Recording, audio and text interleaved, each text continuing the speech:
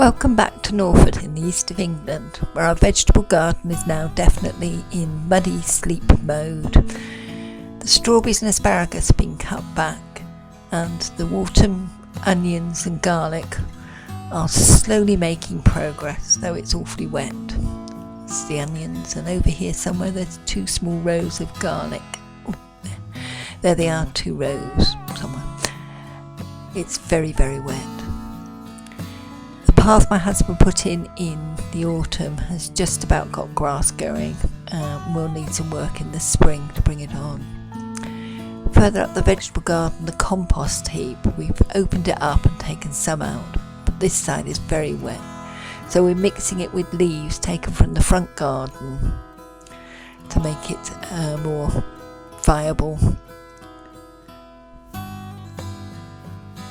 Nearby, the carrots, while we're thinning them, are providing us with baby carrots for the kitchen, and there are still sprouts and kale every day for dinner.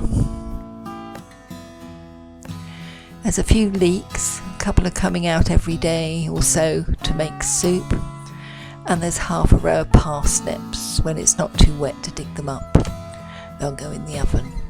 Broad beans are still covered. I was thinking of taking the net off, but my husband found evidence of the muntjac deer, just like this one, each day. Inside, we are looking at the diary of what we grew last year and our notes of plan on rotations to see what we did last year.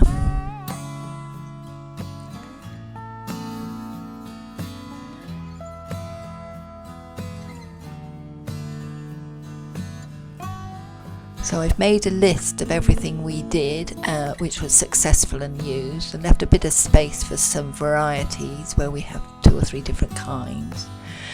All of this we've grown before except pumpkins. We've made a rough plan for the 5 beds we now have, and we'll make some notes in there about what we put in as we go along. Our seed box is still crammed. As you can see, most of it is from Browns or Suttons, except for that Thomas is an old one. And I was looking through to see exactly what we used or didn't use last year. I like Browns because their packaging is clear and simple and well labelled.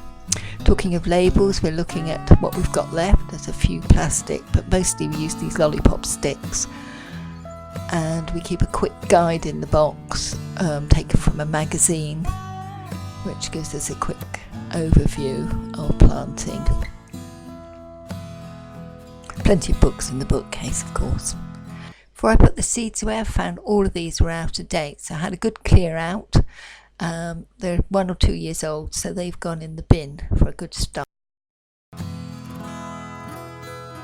Out in the polytunnel, everything's been cleared up and the strawberries have been cut back, ready for the spring to make them grow on.